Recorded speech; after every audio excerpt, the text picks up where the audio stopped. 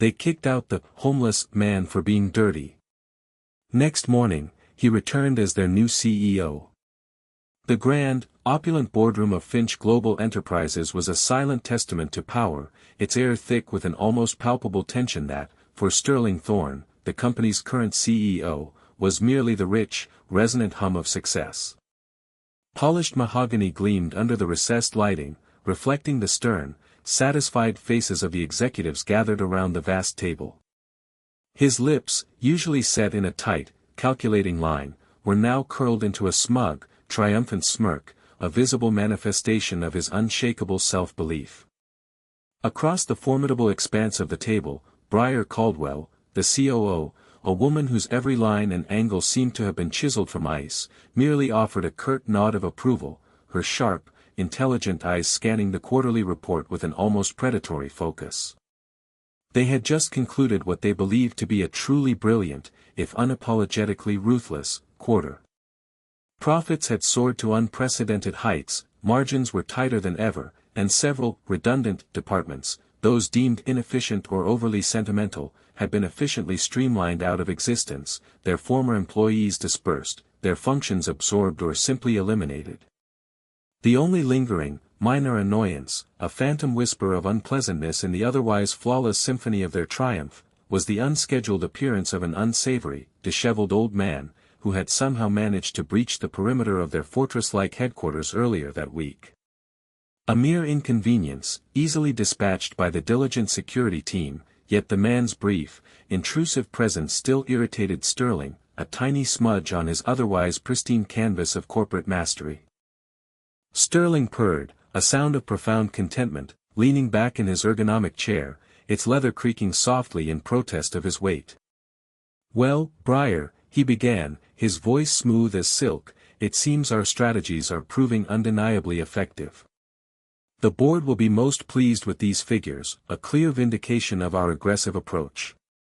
Even he continued, gesturing vaguely towards the empty chairman's seat at the head of the table, a seat reserved for his rarely seen, semi-retired uncle, a man he viewed as increasingly out of touch, couldn't possibly argue with these numbers.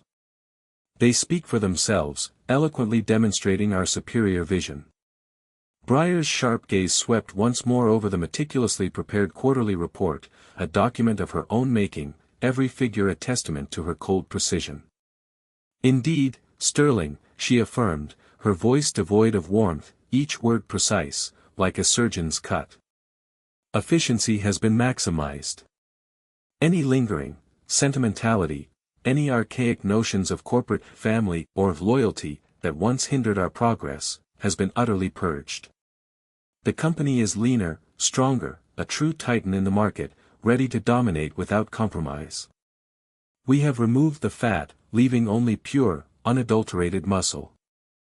A sudden, unexpected chime echoed through the impeccably quiet room, startling them both. The large, frosted glass doors at the far end of the boardroom, usually locked securely during executive sessions to prevent any disruptions, slowly, almost majestically, swung inward. Sterling and Briar exchanged annoyed glances, their unspoken question hanging in the air: who dared interrupt such a momentous occasion? Such an egregious breach of protocol would be dealt with severely. Standing silhouetted against the bright, almost blinding hallway lights was a figure, not the one they expected, not a junior executive with an urgent message, nor a board member running late. It was the old man. The very same nuisance they had had ejected with such casual dismissal just days prior. But this time, a profound shift had occurred. He was not disheveled. He was impeccably dressed in a tailored suit of charcoal gray, the fabric of which seemed to absorb the light around him, giving him an almost spectral elegance. A silk tie the color of midnight was knotted perfectly at his throat, a small, subtle gleam catching the light. His silver hair, once matted and wild, now neatly combed, caught the light like spun moonlight, giving him an ethereal glow. His weathered face, though still bearing the deep-set marks of age, was scrubbed clean, and his eyes, deep-set and piercing, held an unnerving intensity, a profound wisdom that seemed to cut through the opulence of the room. Sterling's smug smirk faltered, replaced by a deep frown of confusion, quickly morphing into something akin to disbelief. Breyer's icy composure, typically unbreakable, cracked, just a fraction, revealing a sliver of genuine surprise, perhaps even a nascent hint of fear. Who are you?" Breyer demanded, her voice unusually sharp, betraying the crack in her carefully constructed facade. "How did you get in here? This is a restricted area." The old man stepped forward, his gait steady, authoritative, each step deliberate and measured. He moved with a quiet power that seemed to ripple through the opulent space, silencing the whispers of the other executives present, drawing all eyes to him. He stopped at the head of the table, directly opposite Sterling, and placed a hand, surprisingly strong, surprisingly firm, on the back of the chairman's empty chair, claiming it without a word. A ghost of a smile, knowing and chilling, played on his lips, a smile that promised retribution. "The game, Sterling," the old man said, his voice surprisingly robust, carrying the weight of years and untold authority, filling the vast room with its commanding presence, "is over." Sterling's brow furrowed deeper, his confusion battling with a rising sense of dread. "Game? What in the blazes are you talking about, old man? And what are you doing here? This is an outrage. Security. Someone call security immediately." His voice rose, tinged with a rising panic that utterly belied his usual unflappable facade, exposing the fragile ego beneath. Breyer, meanwhile, was scrutinizing the man, her sharp mind working furiously, a flicker of recognition, faint yet horrifying, beginning to dawn in her eyes, a chilling memory surfacing from the depths of her ambition. "Security has already been informed, nephew," the old man replied, his gaze unwavering, fixed on Sterling's now ashen face. "They are merely waiting for my instructions. And as for what I am doing here, I am simply returning to where I belong. To the company I built with my own hands, with my own vision. To the values you so carelessly discarded in your pursuit of fleeting profit." He paused, letting the words hang in the air, a declaration of war, a sentence passed. "And to reveal precisely what kind of leader you truly are, stripped bare of your carefully constructed illusions." The room held its breath, a collective gasp echoing the profound shock that had enveloped everyone present. Sterling, still struggling to comprehend the impossible reality unfolding before him, scoffed, a nervous, disbelieving sound that lacked its usual conviction. You built this company? You're a lunatic. You were just a dirty vagrant we threw out on the street. This is absurd." The old man's eyes narrowed, a cold fire igniting within their depths, a silent storm brewing. "Indeed," he affirmed, his voice dropping to a dangerous whisper that nevertheless commanded absolute attention, reverberating through the stunned silence. "And it is precisely because of that dirty vagrant you threw out that your reign here, Sterling, ends today. Your empire, built on the shifting sands of greed, will crumble." The man standing before them, now revealing himself in his true formidable form, was Tiberius Finch, a name that resonated with innovation, integrity, and immense wealth across the globe. At 72, he was the venerable founder of Finch Global Enterprises, a conglomerate that had begun as a modest tech startup in his humble garage, fueled by nothing but an idea and relentless determination. It had blossomed over decades into a sprawling empire encompassing everything from groundbreaking renewable energy solutions to cutting-edge AI, a testament to his vision and unwavering ethical compass. He was the chairman emeritus, a title he had adopted years prior to allow his ambitious nephew, Sterling, to step into the CEO role, hoping to guide the company into a new era, to infuse it with fresh perspectives while maintaining its foundational soul. But that hope had slowly, agonizingly, eroded into profound disappointment, culminating in a bitter, crushing realization. Tiberius had always built his company on unshakable pillars of human dignity, ethical practices, and a genuine belief in the transformative power of people. He firmly believed that true innovation sprang not from ruthless competition, but from a supportive, collaborative environment, that loyalty was earned through mutual respect, not demanded through fear, and that profit, while essential for growth, should never, ever come at the cost of humanity, of the well-being of the individuals who formed the very backbone of the enterprise. These were the tenets, the sacred principles, that had propelled Finch Global to its stratospheric success, earning it a reputation for both excellence and integrity. Yet, from his semi-retired vantage point, a vantage point he had hoped would allow him to observe and guide, Tiberius had watched with increasing dismay as these foundational values, once so robust, began to crumble, systematically eroded under Sterling's relentless, avaricious leadership. Sterling, Tiberius knew with a heavy heart, was driven by an insatiable hunger for power and wealth, a hunger unburdened by empathy, unconstrained by ethical considerations. He saw employees not as individuals with lives and aspirations, but as mere cogs in a vast, impersonal machine, easily replaced, utterly disposable. He viewed clients as abstract data points, sources of revenue to be extracted, rather than partners to be nurtured. And Briar Caldwell, whom Sterling had personally brought in as COO, was the perfect complement to his ruthlessness, a calculating mirror to his own ambition. She was a master of corporate jargon, her words cloaked in the deceptive language of efficiency, optimization, and synergy, but her actions consistently resulted in reduced benefits, increased workloads, and a chilling disregard for the well-being of the workforce. She championed automation not to free employees for more creative, fulfilling tasks, but to eliminate positions entirely, reducing headcount with surgical precision.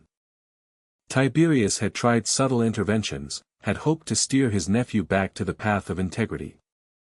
He'd made polite suggestions in board meetings, offered gentle critiques of Sterling's more aggressive, cold-hearted cost-cutting measures, and even once, after a particularly harsh round of layoffs that had devastated entire departments, attempted a genuine heart-to-heart conversation with his nephew, appealing to a sense of familial duty and corporate legacy.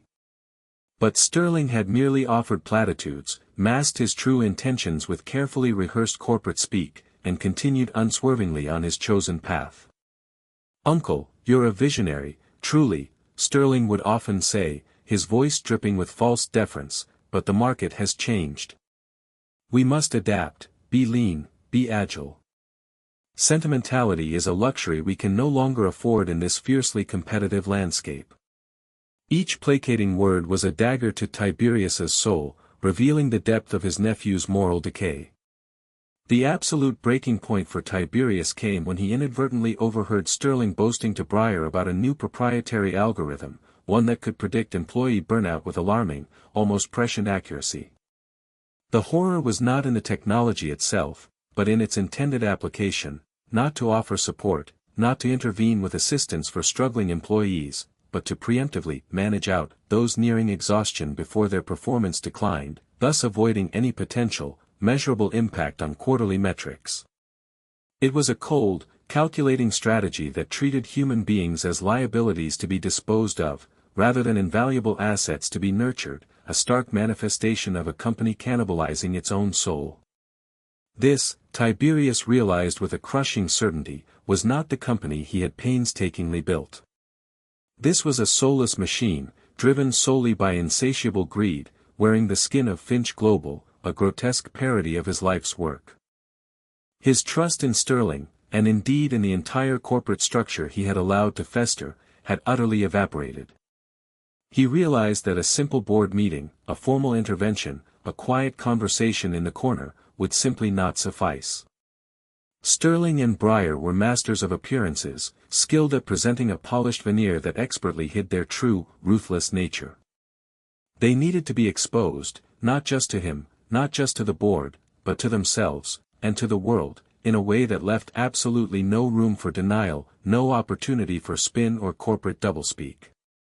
He needed to see, unequivocally, how they truly treated those they perceived as powerless, those who couldn't possibly benefit them, those they considered beneath their notice.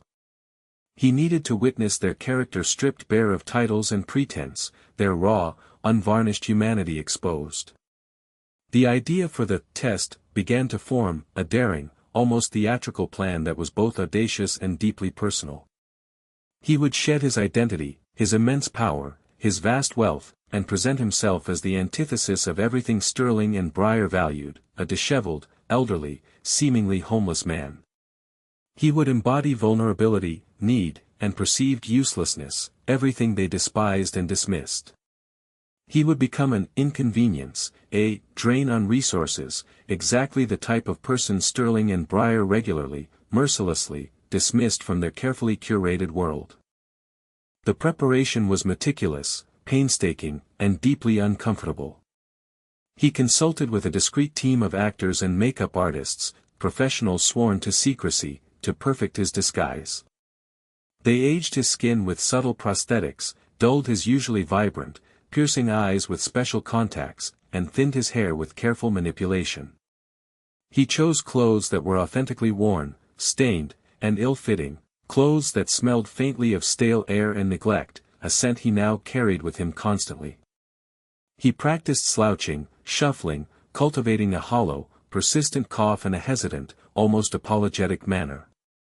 He even spent nights in shelters, immersing himself in the environment, observing the mannerisms, the quiet desperation, the subtle ways people navigated a world that had seemingly forgotten them. It was a harrowing, profoundly humbling experience, a stark reminder of the vast chasm between his gilded world and theirs. He learned to shrink, to become invisible, to understand the subtle, crushing shifts in perception when one is deemed other, when one is stripped of status and identity. The physical discomfort was immense, but the emotional and spiritual discomfort was far greater, forcing him to confront the raw vulnerability of human existence. His personal attorney, a man named Arthur Sterling, no relation to his nephew, a fact he now found ironically humorous, was the only one privy to the full extent of the plan. Arthur was tasked with preparing the necessary legal documents, the precise transfer of power, the intricate financial implications of the impending upheaval. He was also instructed to be on standby, ready to make the dramatic, decisive entrance when Tiberius gave the signal, a moment that would shake the corporate world to its very foundations.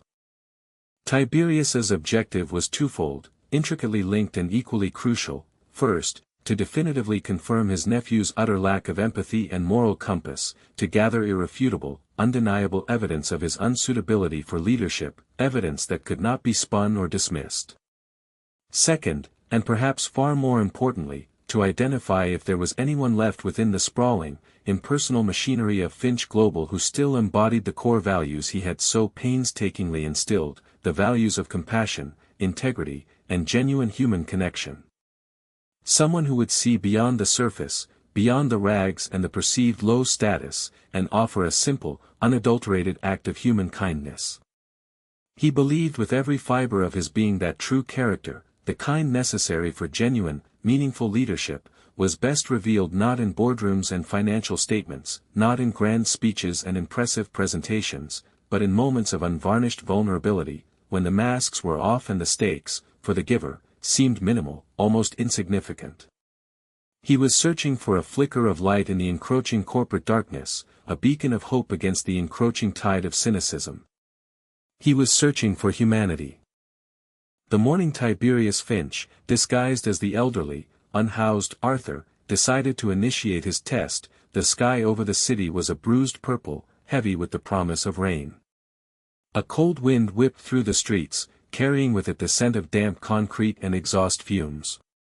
He shuffled towards the gleaming monolithic structure that was the headquarters of Finch Global, a building he had personally commissioned, a testament to his ambition and vision, a symbol of everything he had built. Now, in his current guise, it felt like an alien fortress, a cold, imposing sentinel of corporate might, utterly unwelcoming. His clothes, carefully chosen for their decrepitude, hung loosely on his frame, adding to the illusion of frailty, of a body worn down by years of hardship. His hair, matted and sparse, poked out from under a threadbare cap, offering little protection from the chill. His face was a canvas of carefully applied grime and the lines of exhaustion, making him appear decades older than his true age, a man on the very precipice of despair. He looked, to any casual observer, like a man utterly swallowed by misfortune, adrift in a world that had no place for him. He approached the revolving glass doors, hesitating as if unsure how to navigate them, affecting a slight, bewildered tremor in his hands. Two impeccably uniformed security guards, hulking figures with expressions as unyielding as the granite facade of the building itself, stood sentinel, their gazes sweeping over the approaching public with an almost militaristic vigilance. Tiberius, affecting a slight stoop and a faltering gait, shuffled closer, his eyes scanning the plush lobby visible through the glass. It was a space of muted grandeur, bathed in soft, indirect lighting that highlighted the gleaming marble floors and polished chrome accents. Minimalist abstract art adorned the walls, and sleek, uncomfortable-looking modern furniture was arranged in artful, uninviting clusters. A vibrant, thriving space, yet to him, in his current guise, it felt intensely unwelcoming, a gilded cage from which he was excluded. "Excuse me," Tiberius mumbled, his voice raspy, deliberately unprojected, as if afraid to draw too much attention. Could I just sit for a moment? It's terribly cold out here. Just for a bit, please, I won't bother anyone." The first guard, a burly man named Marcus, shifted his weight, his gaze sweeping over Tiberius with thinly veiled disdain, his lips curling almost imperceptibly. "Sir," he stated, his voice flat and authoritative, "this is a private building. You can't just come in here. It's not a public space." I just need to warm up," Tiberius persisted, trying to make eye contact, to appeal to a shred of humanity. "I'm not asking for anything, I'm not bothering anyone. Just a few minutes, please. My old bones are aching from the cold." Marcus exchanged a weary, exasperated look with his partner, a younger, equally stern guard named Officer Davis, who merely shrugged, indicating agreement with Marcus's assessment. "Look, buddy," Marcus said, his voice hardening slightly, "we've got a strict policy. No loitering. This is a corporate environment. You're disrupting the flow, affecting the professional image we're required to uphold." Just then, Sterling Thorne himself emerged from one of the private elevators, his presence radiating an aura of self-importance. He was flanked by Briar Caldwell, their footsteps clicking sharply on the polished floor. They were engaged in an animated, almost triumphant discussion about their latest financial victories, their voices carrying faintly across the expansive lobby. Sterling, catching sight of the commotion at the entrance, paused, his expression instantly souring, a grimace of annoyance crossing his perfectly sculpted features. Briar's eyes narrowed, her lips thinning into a disapproving, almost disgusted line as she too registered the eyesore at the door. "What's going on here?" Sterling demanded, his voice ringing with authority, striding towards the entrance with a proprietary air. His gaze swept over Tiberius, then lingered on his worn, stained clothing with an expression of profound revulsion, as if Tiberius were a piece of refuse. Marcus snapped to attention, straightening his already rigid posture. "Sir, this man is attempting to enter the lobby. He claims he's cold, but he's causing a disturbance." Sterling scoffed, a dismissive, arrogant sound that reverberated through the quiet lobby. "Cold. This is a business, Marcus, not a charity. We have an image to maintain, a reputation to uphold. Do you know what kind of impression this makes on our high-profile clients? On our esteemed investors? It's utterly unprofessional." His voice was laced with an almost theatrical indignation, as if the mere presence of destitution was a personal affront to his carefully constructed world. "He's an eyesore. A liability. Get him out of here, immediately. And ensure he doesn't return. This is utterly unacceptable. We cannot have such elements tarnishing the gleaming facade of Finch Global." Briar, ever the pragmatist, ever the cold voice of calculated reason, added, "He's obstructing the entrance, Sterling. A health and safety hazard, if nothing else, creating a bottleneck. And certainly not conducive to a productive work environment. Remove him, Marcus. Expeditiously." Tiberius watched them, his heart sinking with each cutting word, a heavy weight settling in his chest. He saw no flicker of compassion, no hesitation, no shred of human empathy. Only a cold, calculated dismissal, a profound indifference to suffering. They didn't see a human being, they saw an obstacle, a blemish on their pristine corporate facade, a problem to be eradicated. He tried one last time, a whisper of his true purpose.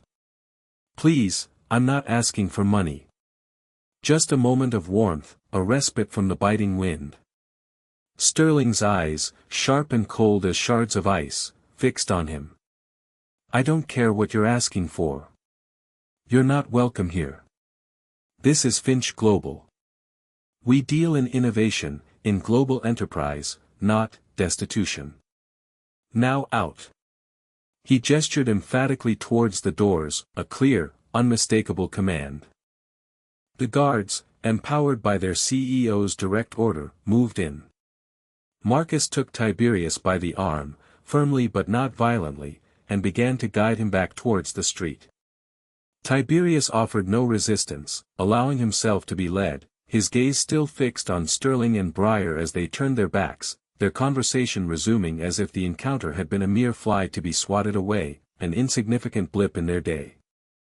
The dismissal was absolute, chilling in its casual cruelty.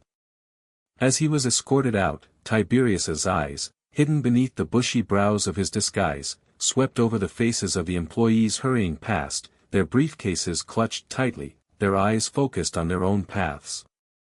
Most averted their gaze, uncomfortable, clearly not wanting to acknowledge the scene unfolding. Some looked away quickly, pretending not to see, clearly not wanting to get involved, fearing repercussions. He saw no one step forward, no one offer a word of protest, no one meet his gaze with anything but hurried disinterest. The culture of fear and indifference that Sterling and Briar had cultivated was chillingly evident, a pervasive chill far deeper than the weather. He was gently but firmly pushed out into the biting wind, the cold air immediately biting at his exposed skin. The heavy glass doors swished shut behind him with a soft, final sigh, sealing him off from the warmth and the sterile efficiency within. He shivered, but it wasn't just the cold that permeated his bones. It was the chill of profound, crushing disappointment, a confirmation of his darkest fears. He found a bench across the street, partially hidden by a large, dormant bush, its branches bare against the gray sky, and sat down, his shoulders hunched, his disguise weighing heavily upon him. The rain had begun to fall, a fine, cold mist that quickly soaked his thin, threadbare clothing, chilling him to the bone. He observed the building, his own creation, now a symbol of everything he despised. He watched the constant stream of well-dressed individuals entering and exiting, their faces often strained, tired, yet meticulously composed, maintaining their corporate masks. Several hours later, as the afternoon wore on and the rain intensified, transforming the fine mist into a steady, relentless drizzle, Tiberius remained on his bench, a seemingly forgotten figure, a part of the urban landscape that no one noticed. His stomach rumbled, a dull, insistent ache, and his throat was parched, dry from the cold and the long silence. He reached into his pocket, pulling out a crumpled, empty plastic bottle, a futile gesture. He sighed, a weary, defeated sound that spoke volumes of his current plight. Just then, a small, hunched figure emerged from the building's service entrance, a discreet door often used by delivery personnel and staff. She was pushing a large, rattling cart laden with cleaning supplies, mops, buckets, a vacuum cleaner.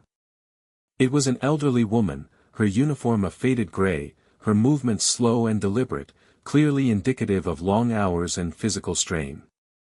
Her hair was pulled back in a neat bun, threaded conspicuously with silver, framing a face etched with the quiet dignity of someone who had seen much of life's struggles.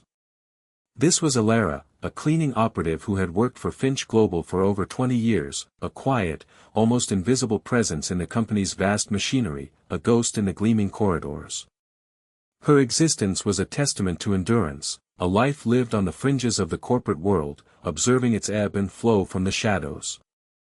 Elara paused at the service entrance, seemingly to adjust something on her cumbersome cart, perhaps a loose wheel or a jangling bottle. Her gaze, however, drifted across the busy street, and she spotted Tiberius on the bench, a solitary, rain-soaked figure. Her brow furrowed with a faint line of concern, a flash of human empathy in her tired eyes.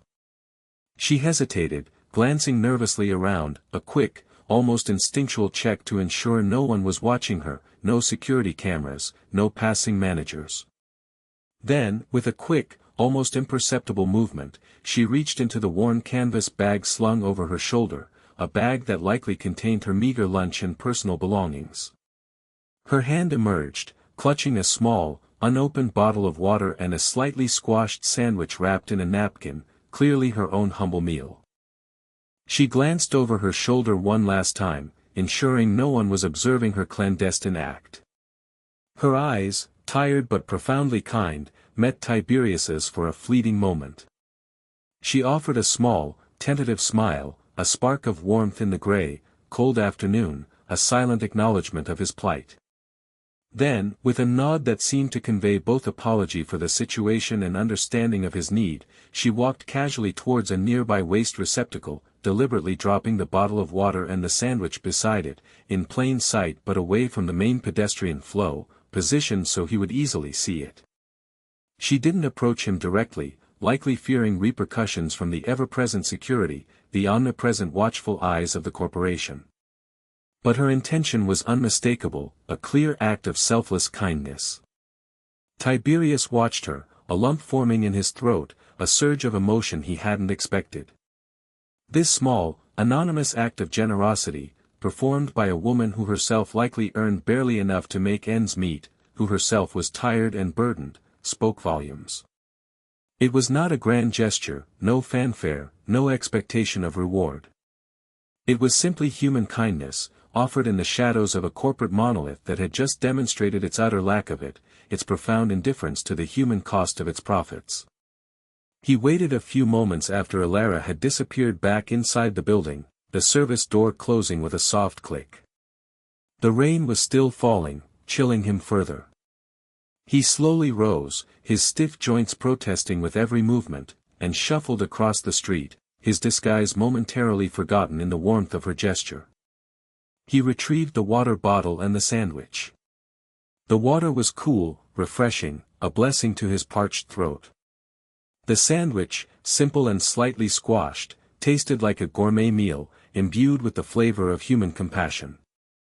He returned to his bench, the small acts of both cruelty and kindness playing out in his mind, a stark, profound contrast. Sterling and Briar, dismissive and arrogant, had confirmed his worst fears, solidifying his resolve. They saw only their own reflections, their own ambition, their own relentless pursuit of profit. But Alara, a quiet worker on the fringes of the empire, a woman they barely noticed, had seen him. She had seen a man in need, and without a word, without seeking recognition, she had offered what little she had, a piece of her own sustenance. This was the true gold he had been searching for. This was the unwavering spirit of human decency that he had hoped, desperately, still existed within the sterile, profit-driven walls of Finch Global. His decision solidified. The test was over. The verdict was clear. Over the next few days, Tiberius repeated his presence, testing different entrance points, trying to engage with different layers of employees, always maintaining his disguise. Each attempt solidified his initial findings, painting an increasingly bleak picture of the company's internal culture. Sterling and Briar, when they caught sight of him, reacted with renewed irritation, their disdain palpable, their expressions hardening. They issued stricter orders to security, labeling him a persistent, disturbing element, a blight on their meticulously crafted corporate image. Their disdain grew with each encounter, their words sharper, their dismissal more absolute, revealing the depths of their unfeeling hearts. "He's a stain on our corporate image," Sterling had once been overheard saying to Briar, his voice laced with disgust, "a constant, unsightly reminder of the world we've risen above, a world we've successfully left behind." Briar had merely nodded, her face grim, adding, "Perhaps a formal trespass notice is in order, Sterling. We can't have such unsightly, unproductive elements lingering on our property, creating a negative impression." During these prolonged days of his self-imposed test, Alara, always diligent in her duties, continued her quiet acts of compassion. Sometimes it was a fresh bottle of water left subtly near a public bench he frequented outside the building, placed as if accidentally dropped. Other times, it was a piece of fruit or a small bag of crackers, placed where he would easily find them, always with a quick, furtive glance and a soft, almost imperceptible nod of acknowledgement, a silent communion of shared humanity.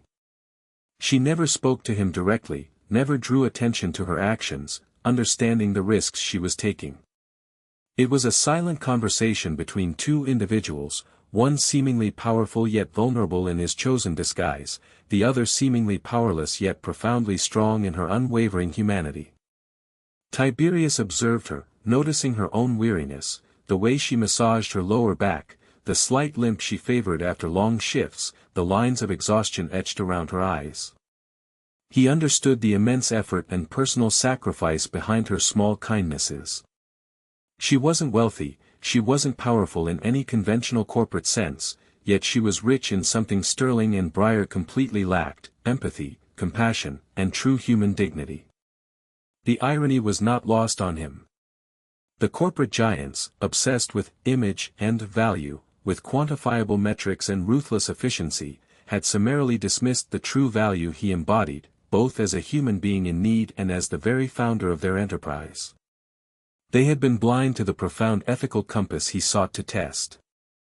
Meanwhile, the woman they barely noticed, the one scrubbing their floors, the one they considered an invisible cog in their machine, possessed the very qualities essential for true, meaningful leadership, for a company built on enduring principles. The grand game of deception had run its course. It was time for the mask to fall, time for the truth to be revealed. The annual shareholder meeting of Finch Global Enterprises was the highlight of the corporate calendar, a meticulously choreographed spectacle designed to impress investors, assuage critics, and project an image of unparalleled success and unwavering control. This year, it was held in the grand auditorium of the company's headquarters, a cavernous space equipped with state-of-the-art audiovisuals, massive LED screens, and plush, tiered seating designed for maximum comfort and an unobstructed view of the stage. Sterling Thorne, resplendent in a custom-tailored suit that cost more than some people earned in a year, strode onto the stage, a confident, almost arrogant smirk gracing his lips, his posture radiating an aura of absolute command. Breyer Caldwell sat in the front row, a sphinx-like figure of composure, her face a mask of detached intelligence, ready to jump in with supporting facts and figures, a living database of corporate rhetoric. Sterling launched into his presentation, a slick, data-driven monologue about record profits, unprecedented market expansion, and strategic restructuring, a euphemism, Tiberius knew with a bitter taste in his mouth, for the ruthless layoffs and cost-cutting measures that had artificially buoyed their numbers, leaving a trail of human misery in their wake. He spoke with fervent conviction of a leaner, meaner Finch Global, a company unburdened by unnecessary overheads or outmoded sensitivities, a company perfectly adapted to the brutal realities of the modern market.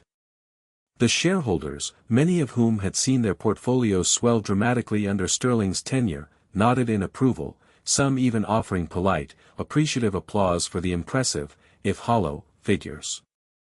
Just as Sterling was detailing projections for the next fiscal year, outlining ambitious plans for further expansion and cost reduction, a sudden murmur rippled through the back of the auditorium, a wave of disquiet that quickly spread forward. The heavy, soundproofed doors at the rear, usually locked securely once the meeting commenced to ensure uninterrupted proceedings, swung open with a soft, almost eerie whoosh. All heads turned, a collective shift of attention, drawn by the unexpected interruption. Standing there, framed by the bright, almost theatrical lights of the hallway, was a figure that instantly commanded attention, radiating an undeniable presence that filled the vast space. He was impeccably dressed, a sartorial masterpiece of classic elegance, his charcoal suit fitting perfectly, his silk tie a subtle touch of understated luxury. His silver hair, once wild and matted in his disguise, was now perfectly coiffed, meticulously styled, gleaming under the bright lights like spun moonlight. His posture was ramrod straight, radiating an almost regal authority, an undeniable power that seemed to ripple through the room. Beside him, slightly behind, stood Arthur Sterling, Tiberius's stoic, unshakably loyal attorney, clutching a slim, leather-bound briefcase, its contents holding the fate of Finch Global. A collective gasp swept through the room as the realization began to dawn on some of the older, more experienced shareholders and board members, those who remembered the company's true origins. Their eyes widened in disbelief, then in dawning horror as they recognized the legendary, almost mythical figure, a man they thought was long retired, perhaps even fading into obscurity. Whispers, frantic and disbelieving, began to ripple through the audience. Sterling, mid-sentence about synergistic efficiencies and maximizing stakeholder value, faltered. His eyes, initially annoyed at the interruption, widened perceptibly as he saw the figure, his mind struggling to process the impossible image. The blood drained from his face, leaving it ashen, a ghost of its former self. Briar, too, saw him. Her icy composure shattered completely, her jaw dropping almost imperceptibly, a rare display of raw emotion. A flicker of sheer, unadulterated terror crossed her face, revealing the fragile foundation of her carefully constructed ambition. Tiberius Finch walked down the central aisle, his steps unhurried, deliberate, each one echoing with the weight of his undeniable presence, his silent authority. He didn't rush, allowing the profound shock to permeate every corner of the room, allowing the truth to slowly, agonizingly, sink in for everyone present. He reached the stage, and Sterling, utterly dumbstruck, could only stare, his mouth agape, no words forming, his carefully rehearsed speech utterly forgotten. Tiberius turned to face the stunned audience, his gaze sweeping over them, finally resting, with chilling precision, on Sterling and Briar.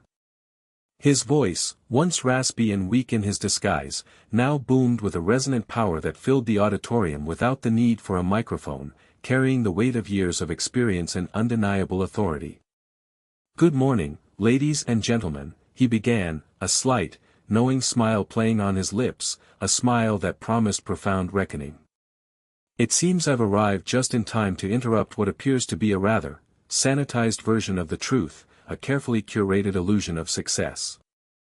Sterling finally managed to stammer, his voice a hoarse whisper, his eyes wide with a mixture of horror and betrayal. "Uncle, what is the meaning of this? You're supposed to be retired. This is impossible." Tiberius's eyes, cold and sharp as twin diamonds, fixed on his nephew, utterly unwavering. "Retired, yes. From active day-to-day management. But never truly absent, never truly detached. Especially not when the very soul of the company I poured my life into, the values upon which it was built, is being systematically dismantled, corrupted by avarice and indifference." He paused, letting his words sink in, allowing the profound truth to resonate. "You see before you, today, the true chairman emeritus of Finch Global Enterprises.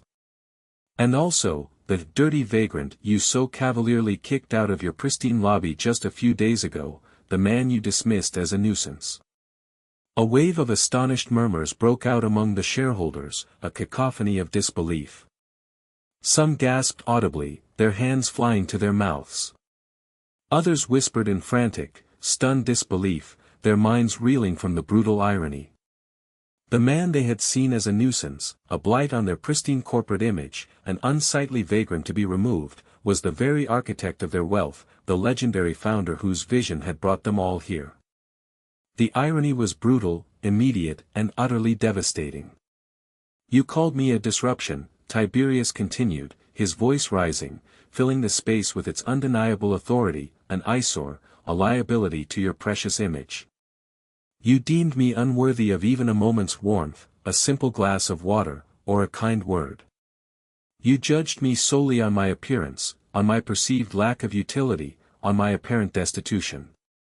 He pointed a finger, not accusingly, but with a quiet, devastating certainty, at Sterling, whose face was now utterly devoid of color. "And in doing so, Sterling, you revealed the true measure of your character. Or rather, the profound, unforgivable lack of it." He then turned his gaze to Briar, who sat frozen in her seat, her face ghostly pale, her usual composure utterly shattered, her ambition exposed as a hollow shell. And you, Briar, with your meticulous calculations and your cold efficiency reports, you sanctioned this cruelty. You saw people not as human beings with needs and dignity, but as resources to be optimized, or hazards to be eliminated, mere data points on a spreadsheet. Arthur Sterling stepped forward, his movements precise and formal, opening his briefcase and producing a stack of impeccably prepared legal documents. "Ladies and gentlemen," he announced, his voice clear, formal, and carrying the undeniable weight of legal authority, by virtue of Article 17, Section B of the Corporate Charter, and by the unanimous vote of the Founding Trust, Chairman Finch is hereby exercising his inherent right to immediately revoke all executive powers and responsibilities from the current CEO, Sterling Thorne, and the COO, Briar Caldwell, effective immediately. Their tenure here is concluded, and their actions are subject to immediate review. The auditorium erupted into a cacophony of gasps, shouts, and frantic whispers. Sterling staggered backward, as if physically struck, his face contorted in a mixture of horror, betrayal, and utter bewilderment. "No. You can't. This is my company now. My numbers. My success. I built this empire, not you. Your success built on a foundation of indifference and cruelty, nephew," Tiberius retorted, his voice unwavering, cutting through the chaos like a surgeon's scalpel. "And such foundations, as you will soon discover, are destined to crumble, leaving nothing but dust and disgrace in their wake." He then added, with a chilling finality that left no room for appeal, "The game is indeed over, Sterling. And you, my dear boy, have lost. Spectacularly." The aftermath of Tiberius Finch's dramatic revelation was nothing short of a corporate earthquake, its tremors felt far beyond the confines of the Finch Global headquarters. The news spread like wildfire, not just within the company's sprawling offices, but across financial markets and news outlets worldwide. The story of the unhoused founder, meticulously testing his ruthless successors, resonated deeply with the public consciousness, becoming an instant legend, a modern parable of corporate morality. The initial shock gave way to a powerful wave of condemnation for Sterling Thorne and Briar Caldwell, their names suddenly synonymous with heartless ambition. For Sterling, the fall was swift and brutally absolute. Public humiliation was only the beginning of his torment. His personal reputation, once carefully constructed on a facade of corporate genius and strategic brilliance, crumbled into dust, exposed as a hollow sham. Investors, now seeing through the polished exterior to the moral void within, began to divest their holdings in droves, sending the company's stock plummeting. The stock price, which had soared to dizzying heights under his tenure, plummeted as confidence in the company's leadership evaporated, leaving a trail of financial devastation. The board, many of whom had been swayed by Sterling's impressive short-term gains but were now terrified of the long-term damage to the company's image and legacy, unanimously supported Tiberius's decision, eager to distance themselves from the scandal. Sterling was not merely fired, he was publicly disgraced, his name forever synonymous with greed, heartlessness, and corporate malfeasance. His lavish corporate apartment, his fleet of luxury cars, his carefully cultivated network of influential contacts, all became worthless, meaningless baubles in his new reality. Without the immense power and prestige of Finch Global to prop him up, his ruthlessness was exposed as mere pettiness, his ambition as shallow self-interest. He retreated into bitter, isolated obscurity, a cautionary tale whispered in boardrooms across the globe, a living embodiment of the perils of unchecked avarice. Briar Caldwell's fate was equally dire, if not more so. Her calculating mind, once her greatest asset, her sharpest weapon, became her undoing, a poisoned chalice. No other reputable company, no matter how desperate, would touch her. Her cold efficiency, once lauded as a mark of unparalleled professionalism, was now universally seen as a dangerous lack of humanity, a chilling disregard for human well-being. Her carefully crafted career, built meticulously on a foundation of ruthless pragmatism and a relentless pursuit of profit, disintegrated overnight, leaving her utterly adrift.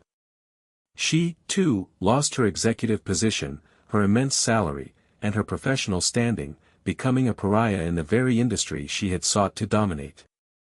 Stripped of her corporate power, of her titles and her carefully constructed image, she was revealed as just another ambitious operative, a tool of Sterling's making, without the genuine leadership qualities, the empathy and integrity, that Tiberius valued above all else. She found herself in a world that had no use for her brand of soulless calculation, reduced to a pariah, isolated and alone. While the corporate titans fell from their lofty perches, a quiet, almost unnoticed hero received her due, a profound act of restorative justice. Ilara, the elderly cleaning lady, was summoned to Tiberius Finch's office the very next day. She arrived, her old uniform freshly laundered and pressed, her hands clutching her worn handbag tightly, her heart pounding with a mixture of apprehension and confusion. She had heard the whispers, seen the frantic activity, the hushed conversations, but she could not fathom why the legendary founder himself, the man whose face now graced every news report, would wish to speak with her, a simple cleaning operative. Tiberius, no longer in his disguise, sat behind his imposing desk, a benevolent smile on his face, his eyes radiating warmth and genuine kindness. He watched her enter, her eyes wide with trepidation, her posture still reflecting years of deference. "Ilara," he said gently, his voice devoid of any pretense, warm and reassuring, "please, sit.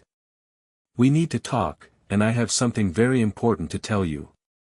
Ilara hesitantly sat on the very edge of the plush visitor's chair, as if ready to spring up at a moment's notice. "Sir. Mr. Finch. I don't understand why I'm here. Have I done something wrong? Perhaps I missed a spot in the executive washroom." Her voice was a soft whisper, etched with years of deferring to authority, of remaining invisible. Tiberius chuckled softly, a warm, genuine sound that put her at ease. "On the contrary, Ilara. You have done everything right. More right than anyone else in this entire building, more right than many people I have ever met." He leaned forward, his eyes warm and direct, brimming with respect. "Do you remember the old man? The one who was often sitting on the bench outside our building, soaked by the rain? The one you sometimes left water and a sandwich for, so discreetly?" Ilara's eyes widened further, a flicker of recognition, then dawning horror, then profound astonishment, crossing her face in rapid succession. That was you, sir." Her voice trembled, her hands flew to her mouth in shock, tears welling in her eyes. The man she had discreetly helped, fearing she might get in trouble for it, was the most powerful man in the company, the man who owned the very building she cleaned. "It was me, Ilara," Tiberius confirmed, his voice filled with genuine warmth and profound gratitude. "I was testing the character of those around me. I needed to see who truly embodied the values I built this company upon. And while others, like my nephew and Ms. Caldwell, saw only a nuisance, a stain on their corporate image, a problem to be discarded, you, Ilara, saw a human being in need. You, despite your own demanding work, despite your likely modest means, you offered kindness. Selflessly. Without a word of complaint. Without expectation of reward." Tears streamed down Ilara's tired face, tears of overwhelming emotion. She was overwhelmed, a lifetime of quiet struggle and unrecognized effort culminating in this unbelievable, profound moment. I just thought," he looked hungry. "And cold. It was the least I could do."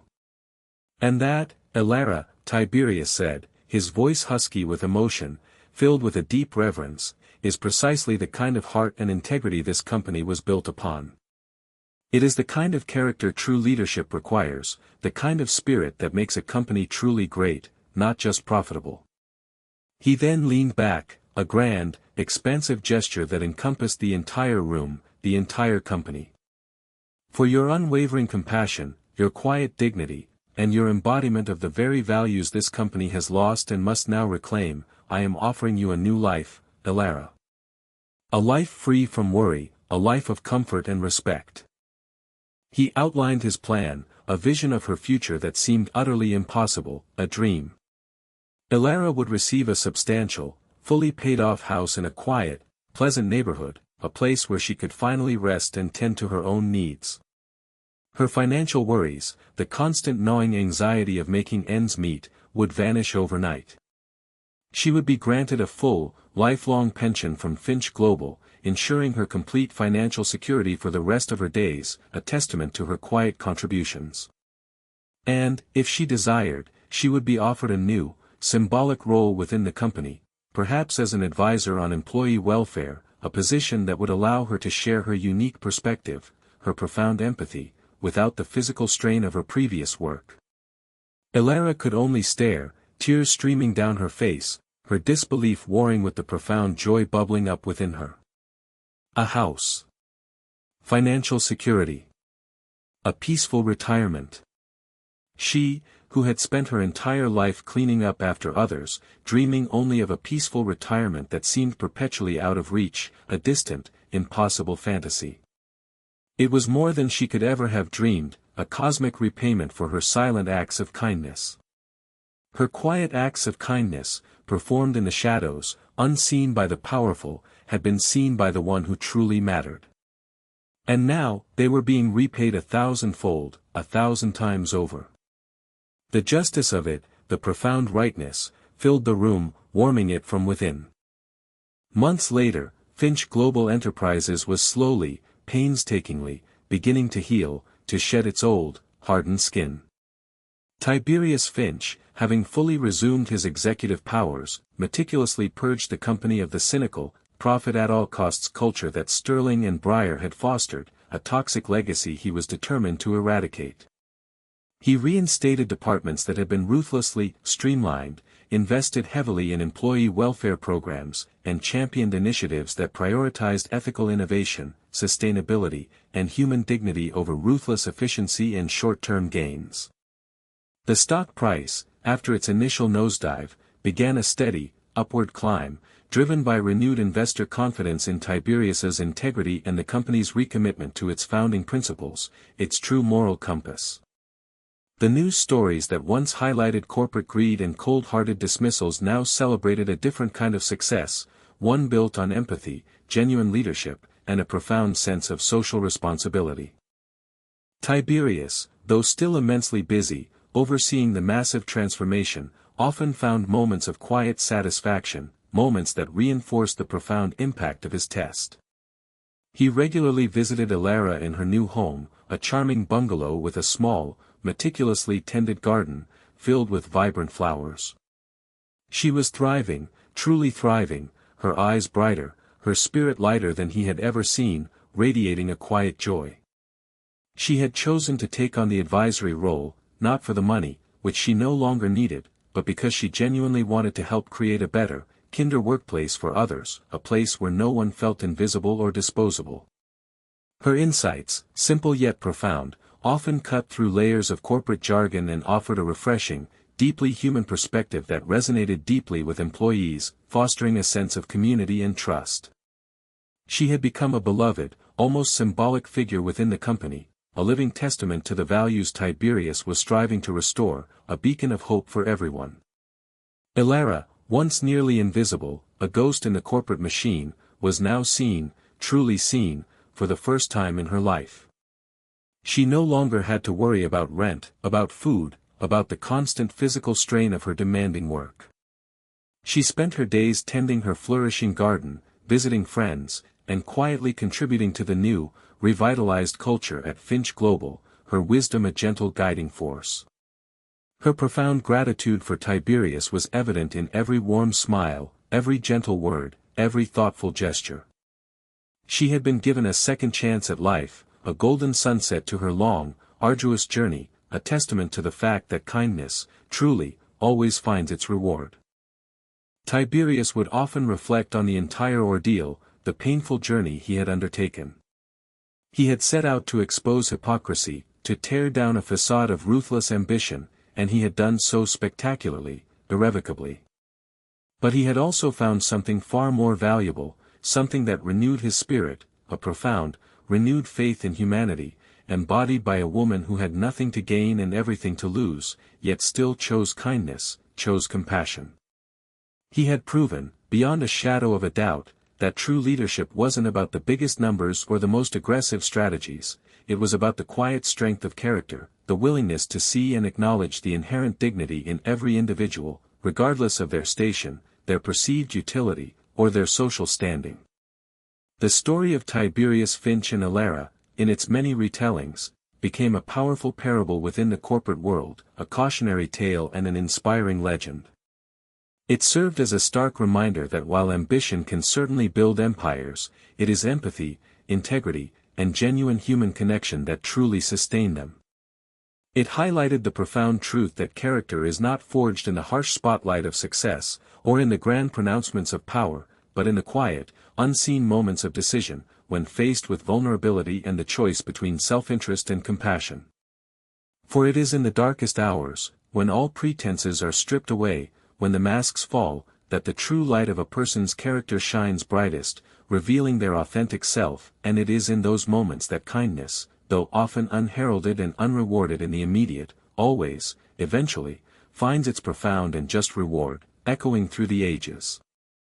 If you were moved by Tiberius Finch's story and the powerful lesson it teaches about true character and compassion, make sure to subscribe to our channel and hit that notification bell. We have many more inspiring tales of justice, betrayal, and unexpected triumphs coming your way, stories that explore the complexities of human nature in the face of adversity. And we want to hear from you. What was the most impactful moment in this story for you? Do you think Tiberius's test was fair, or too extreme? What would you have done if you were in Alara's shoes, risking your livelihood for a stranger? Share your thoughts and reflections in the comments below.